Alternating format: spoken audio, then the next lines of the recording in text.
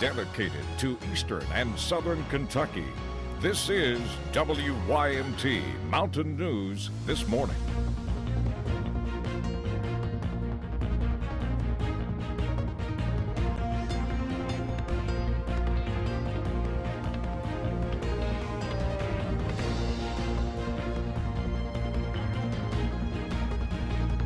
Good morning to you. I'm Mitchell Grog. And I'm Callie Rainey, and today is Tuesday, November 24th. Let's check in with meteorologist Chris Johnson for a look at your forecast this morning. Chris almost tried to say it's Friday Eve, and I think for some people it just might be Friday Eve. It is you for have, well, it is for you. Good for you. See, but I yes, will be here on Thursday and Friday. Callie's going back home. She'll be leaving after work tomorrow. A lot of people have that shorter work week, so we'll call it Friday Eve in a sense, especially since we have this holiday coming up. Then we've got Thanksgiving Eve, and then of course Thanksgiving, we can't really call it Friday Eve because, hey, it's Thanksgiving, and then we've got Friday. Exactly. But the forecast really looking good, especially as we head towards late week. Let's go ahead and get into it, guys. Weather headlines. Let's talk about the next 3 to 4 days. Plenty of sunshine expected to continue. That's the good news. And yes, we're going to continue this warm-up. Yesterday, pretty chilly out there, but today, a little bit warmer, highs back into the mid, even upper 50s, and we're talking 60 degrees late week. So Thanksgiving looking really nice.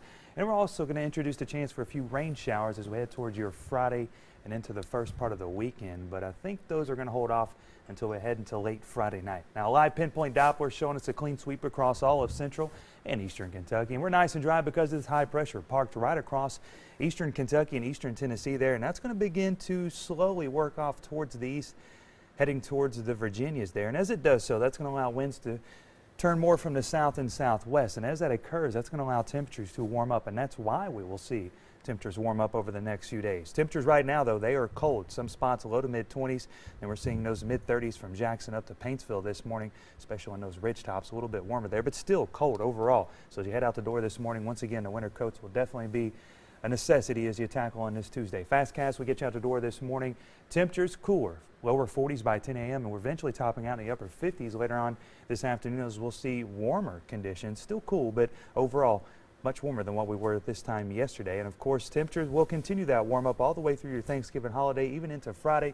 I'm going to talk a little bit more about that along with our rain chances in the forecast for the weekend coming up here in just a few minutes. Thanks, Chris. Well, a new Kentucky Supreme Court Justice. Former Letcher County Circuit Judge Sam Wright was sworn in yesterday as the newest Kentucky Supreme Court Justice. WYMT's Angela Reichert was there when Wright took an oath to serve the Commonwealth. I so swear. Congratulations, Justice Wright. Thank you, Chief Justice Young. Thank you. On the steps of the Letcher County Courthouse, the 7th Justice of the Kentucky Supreme Court was sworn in. Mountains swell with pride with the man you've chosen, the next Supreme Court Justice of Kentucky, Samuel Wright. Former Letcher County Circuit Judge Sam Wright took the seat left open by Will T. Scott. Very difficult to describe. I'm joyous, I'm happy. A little worried about missing my old job and some of the things there. Excited about the opportunities of the new one.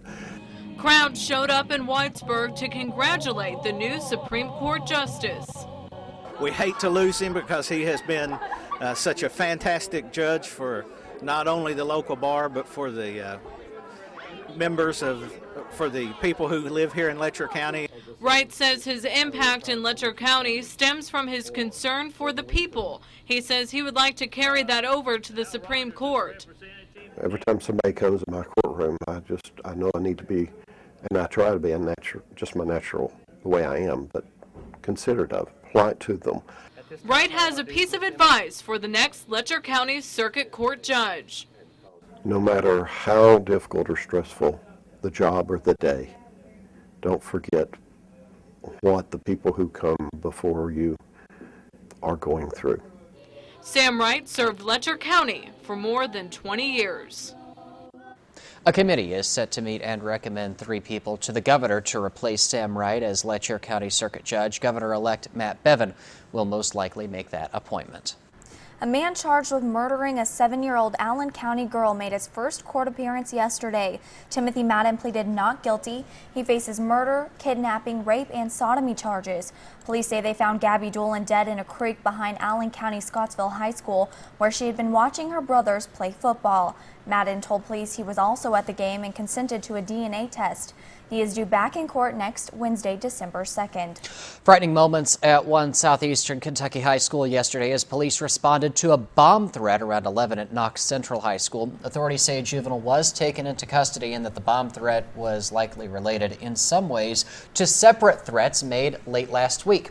We are told all the students as well as the school building are safe, but school has been canceled today too. So with Thanksgiving break being tomorrow through Friday, Knox County schools will resume class next Monday.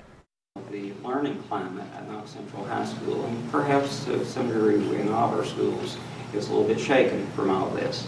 So given the holiday coming up, we want a fresh start to come next Monday to where we can go back into the halls of Knox Central High School and actually conduct class. School officials tell WYMT today's school day will have to be made up at the end of the school year. Well, 2015 has been a tough year for police community relations. Several high-profile incidents have driven a wedge between law enforcement and the communities they have sworn to protect. But there are efforts to change that. One of the more successful taking place right now is in one of the most dangerous cities in the country. Kenneth Craig reports from Camden, New Jersey. I mean, we can talk, we ain't enemies. Moments like this reinforce the new way of policing in Camden, New Jersey might actually be working. And this is why. You have officers on bike, you have officers on foot patrol. Sergeant Raphael Thornton has been an officer in Camden since 1996, about the same time the city was named one of the most dangerous in the country. As fast as you could lock one up, 10 to 20 more will replace them. He was with the city's police department when it was disbanded 2 years ago. He's now part of the new Camden County Police Agency, working to reduce crime and bring residents and cops together. You're there to make sure that everyone gets home safe. From Ferguson, Missouri to Baltimore, Maryland, police community relations are strained. The public's message to us is loud and clear, right? Is they want to have a different relationship with their police departments. We're going to clarify the ethic. So Camden is rolling out new training for its officers and a new mindset. You may get some resistance. The goal is to turn officers into ethical protectors, focusing on empathy, ethics, and communication to de-escalate tense situations. It reduces the gray area that you might lose your way and do something wrong. Excessive force complaints are down 30% this year, which could save taxpayers money. President Obama praised the training as a model for the nation. Camden is showing that it can be done. Sergeant Thornton says he's optimistic. Everyone that comes here sees it's good people. They just need a chance. Doing a great job. Thank you. Kenneth Craig, CBS News, Camden, New Jersey. Well, Jordan Smith performed the song Who You Are on The Voice last night. He cruised through the first 2 live rounds, and once again, this week it is up to America's vote to see who moves on. At last check, Monday night's performance had already reached the top 10 on the iTunes top 100 chart. At last check, right at number 10. Although he performed live in Hollywood, there were a few different watch parties here at home. There's one in London where the Southeastern Kentucky Music Association Honor Choir, a group that Jordan was a part of throughout high school, they skipped out on their annual talent show to watch his performance. Another watch party took place in Harlan. Head to our website, WYMT.com, to find out how to vote, and we'll have more on this coming up in the 6 o'clock hour of Mountain News this morning. The fight against ISIS continues. We'll bring you the latest. And what you could be sitting in as you drive in your morning commute in a few years. Plenty of sunshine on tap for eastern Kentucky today, along with warmer temperatures. Details in your pleasant forecast is next.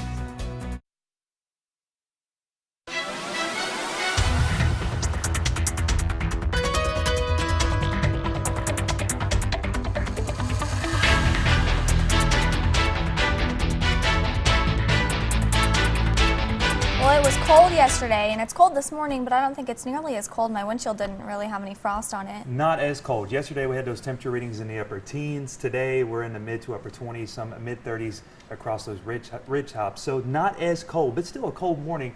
And you're definitely going to need your winter coats as you head out. Now, Mitchell's smirking over here, so I think he's got something he needs to say. Not really, no. I actually did not have to clear off this frost on my car. I guess just because I had stayed here that long after the newscast. Yes, and the sun was probably cleared on off. it. Yeah. Yeah, that definitely helped. But it's still a cold morning out there, and as you head out the door, all the winter necessities will be ideal as you want to tackle this Tuesday. Well, gee, thanks, Chris. Let's get into this forecast. Take it over to our temperature map this morning as we're seeing those readings in the mid-20s across the Cumberland Valley, mid-30s from Jackson up to Paintsville, and it's 30 degrees there in Wise, Virginia. And like I said, not as cold when compared to this time 24 hours ago, but still pretty chilly out there, especially in some of those spots across Cumberland Valley. Now, bus stop forecast for this morning, temperature of 25 degrees, give or take a few degrees on that. Still a cold morning, and of course, later on this afternoon, plenty of sunshine expected. Temperatures rising into the mid, even upper 50s. So as you send the kids off to the bus stop this morning, bundle them up. Later on this afternoon, they could probably get away with a light jacket as we'll see warmer conditions take over. And this warming trend is expected to continue, not only for today, but really for the next few days. Live pinpoint Doppler showing you a clean sweep across all of central and eastern Kentucky. And as we zoom things out, we got that cold front working across the Great Lakes region. That's spreading some off and on scattered snow showers across the New England region. That's pushing off towards the east, but high pressure hanging out across eastern Kentucky and eastern Tennessee. That is going to keep us nice and dry for the next few days. However, that clockwise flow is going to continue to bring winds from the southwest, and as it does so, when we have those winds from the south and southwest, it allows some warmer air to move in from the Gulf of Mexico, and that's exactly what we're going to see as we head into the next couple of days, especially as we head into your Thanksgiving holiday. Now, a warming trend will continue into your Thursday and Friday. You notice these yellows and some of the lighter greens beginning to nose up from the southwest there, heading into the Commonwealth and the Volunteer State, indicating those warmer temperatures. And then we'll return to more seasonal numbers as we head towards the latter part of our weekend and into early next week with temperatures in the lower 50s. We should be around 53, 54 degrees for a high this time of the year. Now, future view starting things off at 9 o'clock this morning. Not a whole lot going on now. High pressure can allow plenty of sunshine to make its way across central and eastern Kentucky. Lots of blue skies out there. Temperatures, of course, topping out in the 50s, mid-50s in some spots. Could even see some of those upper 50s across the Cumberland Valley.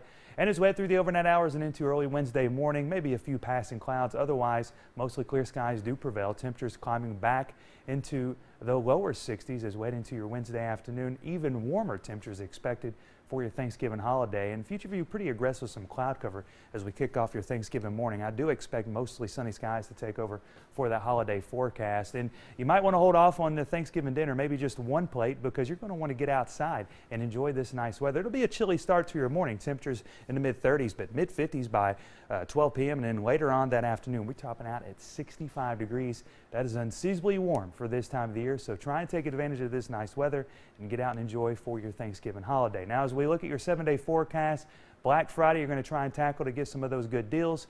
Looks like the rain showers will hold off into at least Friday afternoon and the first part of your evening. Temperature-wise, still pleasant, lower 60s for those afternoon highs. And then we're cooling things off into the lower 50s, along with more rain chances all the way through the weekend and into early next week. Let's get a check of the refrigerator art this morning, see what we have behind the magnets. Love showcasing all the wonderful artwork from the kids here across eastern Kentucky. This is a nice photo center from John over at May Valley Elementary. Time now, it's 5:15. You're watching Mountain News this morning right here on WYMT. Pixar's The Good Dinosaur poses the question, what if dinosaurs like the Tyrannosaurus Rex never became extinct? CNET.com's Lexi Savides reports on how real-world data helped make the film's prehistoric landscapes look more realistic. Imagine if dinosaurs never became extinct. Are you little? The Good Dinosaur tells that very story, set against the most detailed landscapes ever seen in a Pixar film. For this film, we had to be able to see 50 miles into the distance, and the camera had to be moving all the time, following the characters. So to make the landscapes as authentic as possible, some were based on real-world locations, like Wyoming's Grand Teton National Park.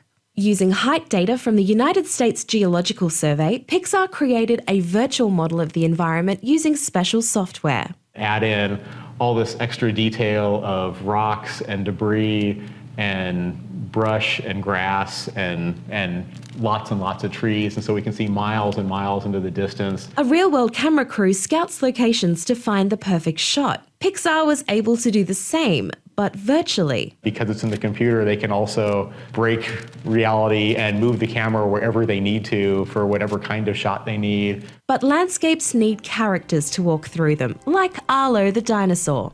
He looks cute and cuddly, a deliberate design choice so he stands out against the environment. When Arlo is walking through the world, that when you see him in danger, that you feel that danger because you're looking at a landscape that looks natural. And that's how Pixar makes a good dinosaur great. In Emeryville, California, Lexi Savides, CNET.com for CBS News.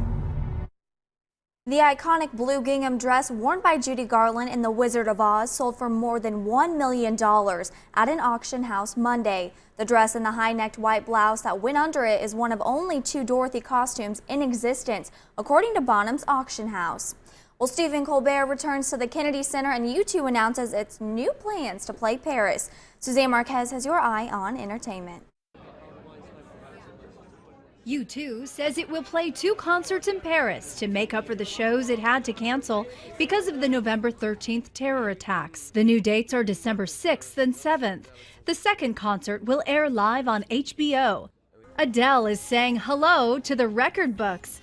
The Grammy and Academy Award-winning British singer sold 2.3 million copies of her newest album, 25, in its first 3 days of release, according to Nielsen. In New York, the stars of the film The Big Short walked the red carpet. The film stars Brad Pitt, Stephen Carell, and Ryan Gosling. It's based on the true story of finance industry outsiders who saw the 2008 housing bubble burst coming and profited from it. I think what we learned from it is that human nature cannot be completely trusted.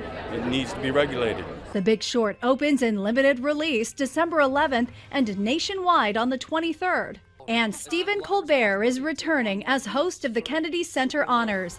The Late Show host will be the master of ceremonies as the center acknowledges the work of artists Carole King, George Lucas, Rita Moreno, Seiji Ozawa, and Cicely Tyson. The honors will be handed out on December 6th, and the show will air on CBS December 29th. And that's your Eye on Entertainment. Suzanne Marquez, CBS News, Los Angeles.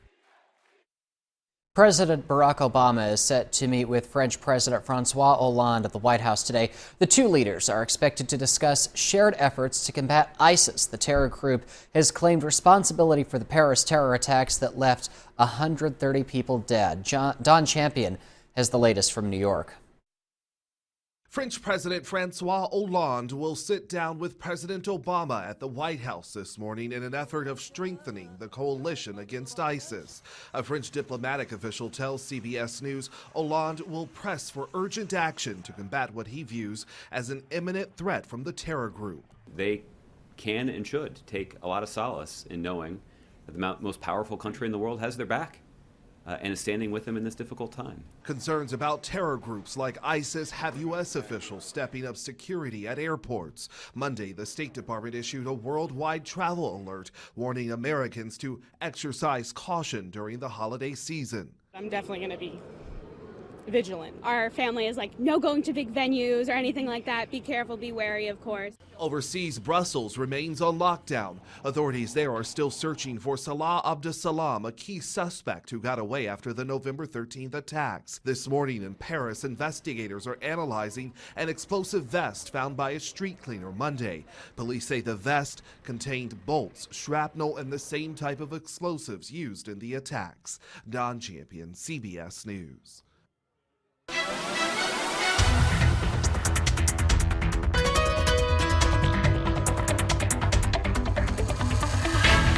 We're cold this morning, not as cold as what we were 24 hours ago, but let's take you over to our temperature map. Still tracking some of those temperatures in the low to mid 20s across the Cumberland Valley. Otherwise, we're seeing those mid 30s on the ridge tops there in Jackson and Paintsville, both checking in at 34 and 35 degrees. So mid 30s in some of those higher elevation areas, and of course in the valleys, and a little bit cooler, but still a cold start for many across all of central and eastern Kentucky. As you head out the door this morning, winter coats will be ideal. Now, 12-hour planner shows plenty of sunshine breaking out just like yesterday. Temperatures a little bit warmer though, back into the mid, even upper 50s for those afternoon highs. So still cool out there, but much warmer compared to yesterday when we had temperatures to only top out in the mid to upper 40s. And as you look at the 7-day forecast, I tell you what, folks, things are looking really nice as we head into the holiday here. Look at Thanksgiving. Temperatures 65 degrees. That is unseasonably warm for this time of the year, but there is no complaints from me, and I'm sure you'll feel the same way. Overnight low is going to drop into the mid to upper 40s, so as you're trying to tackle some of those shopping deals heading out maybe late Thursday night, early Friday morning, looks like temperatures are going to be on our side and back into the lower 60s Friday afternoon. And of course, rain chances not in play until Friday afternoon into the first part of the evening before they really ramp up through the overnight hours. And those rain chances will continue throughout much of the weekend and into early next week as temperatures cool off into the lower 50s. Stay tuned. We're going to have more news coming up after the break. When most of us think of the best in car seats, we might think power seats, leather seats, or I know for you, heated seats. My personal favorite, a combination of all three, but as Louisa Hodge reports, you might soon be able to sit back in a smart car seat. A lot of people feel like the time they spend in their car is wasted time. Snarling traffic jams and long commutes. How much time a day do you spend in your car? Probably half of the day. Long time. Over 12 hours. Can often make driving more of a chore than a choice.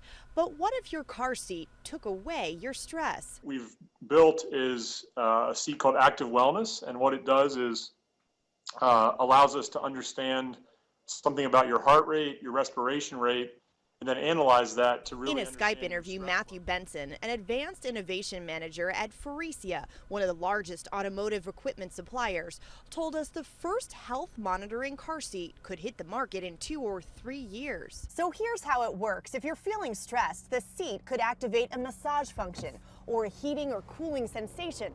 If you're feeling drowsy, the Active Wellness seat could let you know before you realize it yourself.